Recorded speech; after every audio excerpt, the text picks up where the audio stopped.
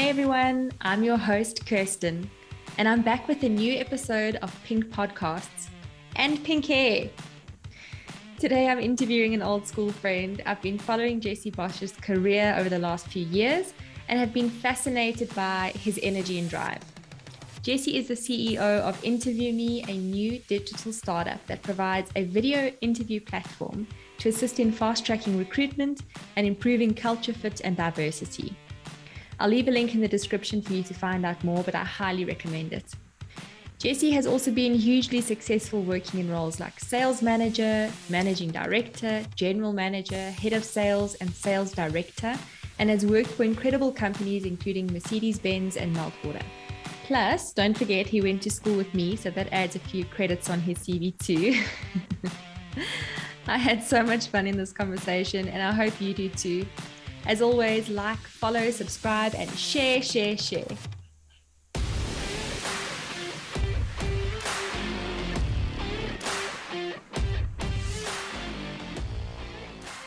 thank you so much for joining me on my Pink Podcast. It's so cool to have you on my show.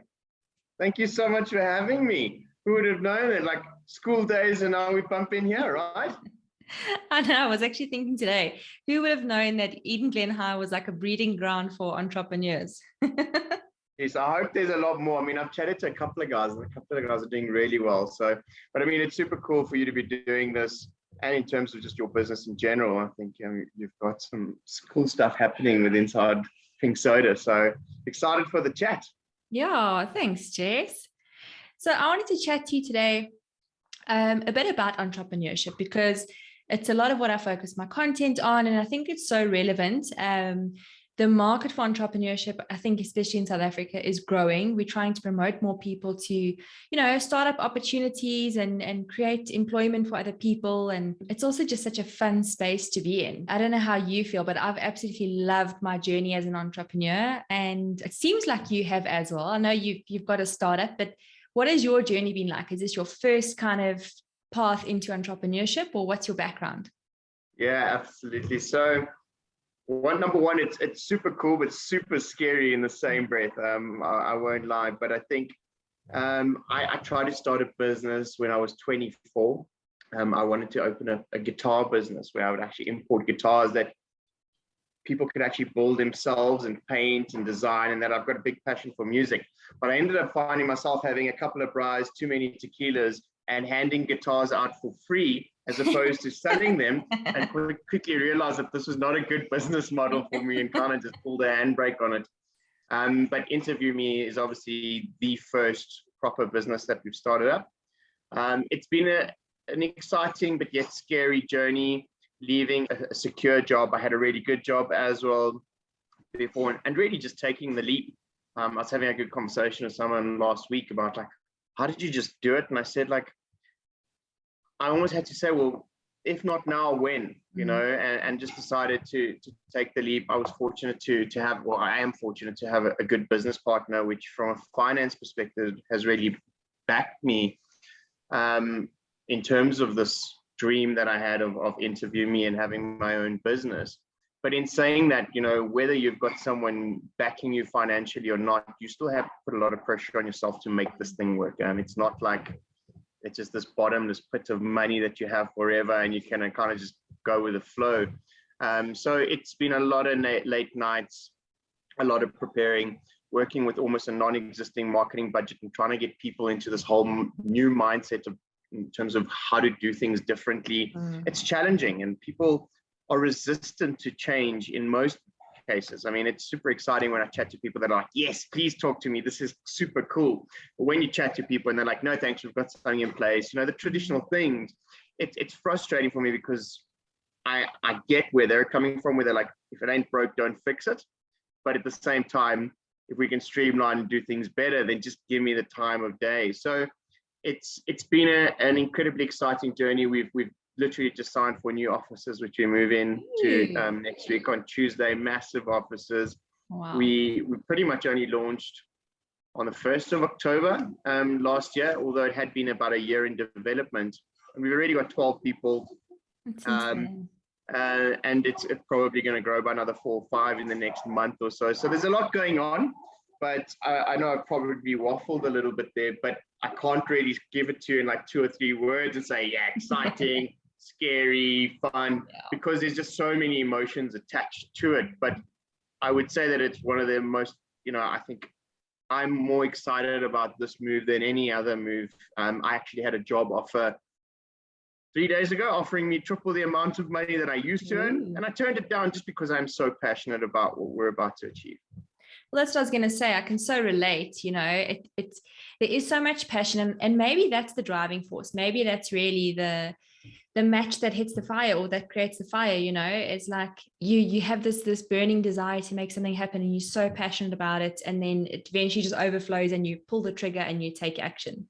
Because that is the scariest part, I think, is just like taking the plunge to say, you know what, I'm going to put it all in and take the risk and make it happen. And that's where a lot of people get stuck. So that brings me to my next question, because we're kind of like touching on it now, is some people say it takes a certain kind of person, like set of characteristics to start your own business, because you've got to be a bit of a risk taker. And like you're saying with your clients, they're hesitant to change up things and to change the legacy way of thinking because that's been safe for them, and, they don't want to take a risk. So do you think that it is a personality trait thing, or do you think that anybody could be an entrepreneur? I genuinely think that anybody can be an entrepreneur. I think in terms of how they approach their entrepreneur, I guess, journey could differ to one that is very outspoken and, in your face, and I'm considered an extrovert. But I think anyone that has just a passion for what they want to do, and if they genuinely believe that they're solving a problem, I think anyone, I don't believe that it's associated to a specific characteristic. And sometimes, taking risks is risky. I know, for lack of a better word, and some people might need to be a little bit more calculated because they have a lot more to lose. I do think, though, that people that continuously play the risk over and over in their head, perhaps that could stifle what they're wanting to achieve. But maybe you can be a little bit more calculated in your approach and still become a really good entrepreneur. It might just take you a little bit longer, maybe even not. Maybe once you've decided that you've calculated all these things and you've put specific measures in place, it takes off. I guess that's just really dependent on your personality. I'm one of those guys where it's in my mind, I can't sleep at night, 2 o'clock, 3 o'clock in the morning, I'm writing ideas on my phone and wanting to do it. And I guess there's a lot of people out there that are like that too. So I don't necessarily believe that being an entrepreneur is associated to a specific characteristic. I think anybody can do it, provided that they are super passionate about what they want to do. And in terms of how they approach that, obviously that's entirely up to them. Yeah, I think you're right. I think potentially certain personalities will be able to take the risk a bit quicker and like go for it. And some people, like you say, might have to be a bit more calculated. But I think what's exciting about it and flipping daunting at the same time is like, it's a constant gamble. That's how I feel. I mean, I've been on my own for 4 years now, hustling, trying to make things happen. Pink Soda has been registered for 3 years. And that gamble and that hustle and that risk never goes away. I actually feel like it just gets bigger and bigger, because now, like for both of us, there's staff involved. You've got to make sure you can pay everyone's salaries. You've got to make sure you keep everyone happy. So yeah, I guess you've got to kind of like be prepared to take on that risk and be ready for it and just go with it. You've got to actually just like have full faith in yourself and your decisions and make it happen. I think having those added responsibilities, exactly like you said, officers, staff that have families that they need to pay and support for, I think that gives you an additional bit of drive in terms of, that you can't just go and have a kip on the couch because you're over it. You've got to get things happening, right? And I think, many of people, once they get to the stage of, okay, I'm now going to do this, and they bring on staff, they know that Friday at 2 o'clock is not beer o'clock anymore. It's we need to do whatever it takes to make this happen. And if you look at so many different entrepreneur stories, I mean, the guys from Batu Shoes, I follow the guys quite frequently, and they're selling shoes out of his back of his car for years. And then, it progressed, and that's just hard graft and grit. And I think, for the things that are coming to mind for me, a specific word is perhaps stamina, where you've got to be able to push through the tough times. You've got to know that like you're going to get a million no's and whatever but it doesn't matter how many of those no's you're going to get. You need to keep pushing because it's not just you that you're thinking about anymore. It's somebody else as well. So I think that actually motivates people to work even harder and make things happen. And I truly believe in hard work gets results. Yeah, no doubt. So on the note of having teams, and like you said, your team is growing and has grown pretty rapidly, which is amazing, Jess. Well done. Thank you. What is important to you as a leader? Like, what do you think? What do you value in yourself as a leader, and what do you think people should strive for in leadership?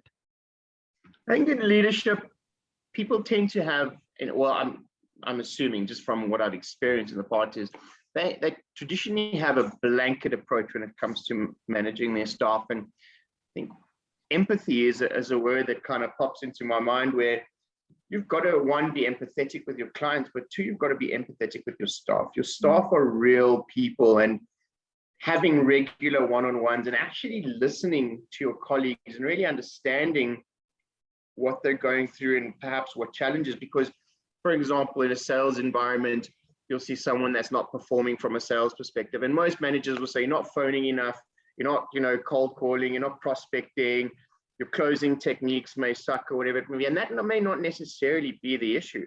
And I think if you really spend time with your staff and understand and then create a roadmap and really hold your staff's hand in that journey. And I don't mean like, you need to baby them and like, now just watch and like say, no, just do it like that, or it's always okay. But 9 out of 10 times, your colleagues actually have the answers to the questions that they ask you as the manager.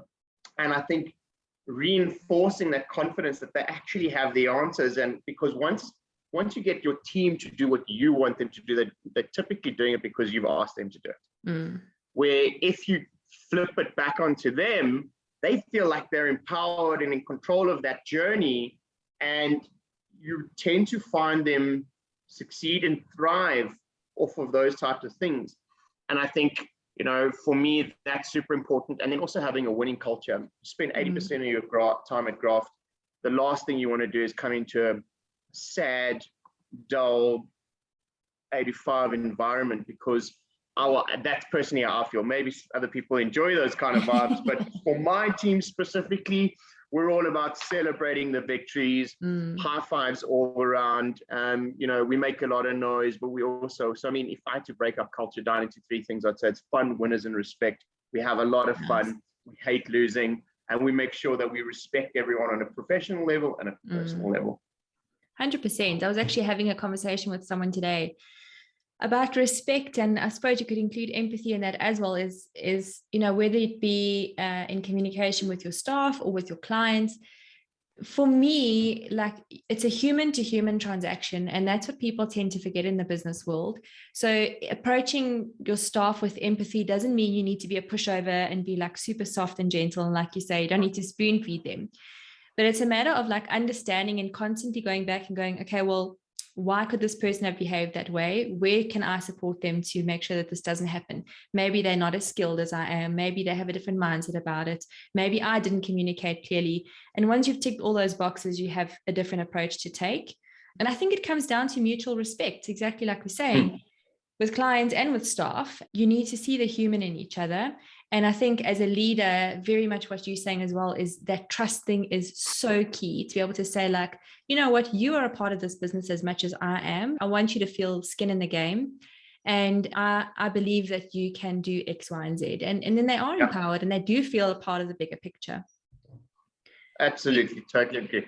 Yeah. You mentioned just now. Sorry, Jess, carry on. No, carry on. No.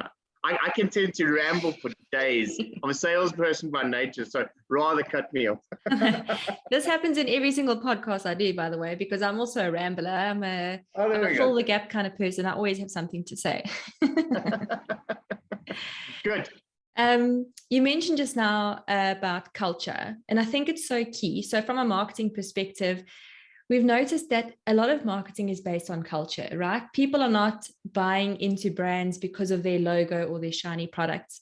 They buy into brands because of the culture behind the product. So if you think of brands like Nike, now they'll all go out of my head, of course, but like all the major brands, people buy into that lifestyle, even your luxury brands. You're not buying Nike, okay, fine, they've got superior running shoes, but before you get to try the shoe on, you sold on the story, you sold on what they say, on how they treat their staff. If you follow pages like that on LinkedIn, like you buy into that story, you know. And that's where I think that marketing and HR actually have a very, very similar role, but on different sides of the fence. So where marketing is promoting culture externally, HR promotes culture internally. And I think that that's quite an interesting synergy. I don't know what your thoughts are on that. Yeah, I mean, it's quite cool. So I've been very fortunate for every other job that I've had prior to interview me. Companies had really good cultures. I've had one job where it was not so good, try to install a new culture, but I mean, that was more of an old school mentality. But the rest of the jobs that I've had really good cultures. And so exactly like you've said, so this company sells this vision, like a Google, cool furniture, it's a vibe, you know, 4-day weeks, whatever it may be. And I think the hiring process is so critical for that, because if you're selling this culture and this vision for people to come in, and then you've got someone that completely clashes with that vision, what could be a good culture can turn into quite a terrible culture very quickly. I use the rotten apple example, and I was actually that rotten apple one stage in my career where I think we all have. I was having bad sales weeks, bad months. I was missing target. And what happened was we had a really good vibe in the office, and I found myself whining, saying, oh, no one wants to talk to me. No one wants to buy. I'm bad at sales. Is this the job for me? And the people that I was talking to were having to empathize with me and saying, yeah, don't worry about it, Jess. And I'm also having a bad time. And the next minute, everyone was having a bad time because I had just like infected them with all my negativity. And I was like, I need to snap out of it. And my managing director at the time said, Jess, you got to rein it in there, mate. Like we need to get you out of it. Took me out for a beer. We had a few high fives. We strategized. We're like, how do we get out of this rut? And the interviewing, the hiring process is crucial for that, because if you're selling this idea and the person that you're hiring doesn't buy into that idea, or doesn't perhaps look and feel like the way that you want them to be for that culture, then it's probably not a good idea to bring that person into your business, because you may be skilled enough to do the job, but if you don't necessarily gel well with that team and the vision of the company, one, you may damage it, but you also may not necessarily succeed in that role because you feel like a misfit and very much out of place. And it's actually quite cool. With our platform, Interview Me, we've added a video element to the CV, and we're like, get to know the person behind the CV. And a lot of people say, yeah, but I see the CV, I know what they're doing. I'm like, yeah, but that's not the person. You're not communicating with them. You don't understand who they are, what they're about, what they like, what they don't like. If you're an introvert, an extrovert, and our platform obviously helps identify that. But it does very much, HR and marketing have very much a close relationship in my eyes, because of exactly what you said. Yeah, it's about focusing on the people, within the brand. And I think it's a very tricky task to identify culture fit. And it's not necessarily that you need to have all your staff be the same type of person. It's just like, how do they align with our values? Exactly. Do they match with our ethics, with our vibe, with I think it mostly comes down to value. But what I love about your platform as well is obviously like the video interview as a service thing is super cool, because it's such a good way to just shortcut that recruitment process. But I also love that it's an opportunity for companies to market themselves almost on an internal marketing basis. And I think this is where a lot of companies forget about it, is when you are putting out a position, however you are advertising your position, you are attracting talent, or you are trying to attract talent, and you want people to be able to understand what your company is like. So the look and feel of your company, how you've written out your ad. And it's such an opportunity to get people to buy in, because you're getting exposure in that advert to how many different people, whether they are your correct hire or not. they're going to come on and you want them to say, oh, this is the kind of company I want to work for. This is such a cool company. And if they're not successful, you want them to still feel like that was a cool brand to interact with. Of course. Yeah. Yeah, I mean, we when we built Interview Me, we needed to make sure that the user journey for candidates was super easy, because that's important for us, right? And I think there's two sides to this. One is the company that's using our platform can really brand our platform according to their colors and put cool, enticing YouTube videos in terms of why you should work for us and all of that. But I think my focus is even as equally as it is with our clients, it's with the candidates. I feel like so many good candidates have been missed. And I think when candidates now realize that the hiring company is giving the candidate the ability to put the best foot forward, the candidate automatically has a better perception around the brand that's giving them the opportunity to be interviewed up front, as opposed to just ending up being another CV on a table. And I think that for me does even more good for the brand reputation of the hiring company than what it looks and feels like from an ad perspective, because they're like, wow, these people actually want to know who we are, as opposed to just being another CV. And the word of mouth of that is incredibly strong. And I think for me, if we can start educating our clients in terms of, hey, hold on, this is what we could actually do for you indirectly without having to spend any extra money on marketing, which is obviously important, but just that in itself is I don't know, just a different way of showing candidates and the people out there that the corporate cares. Yeah. And I mean, we spoke just now about that legacy mindset with a lot of people not being open to change.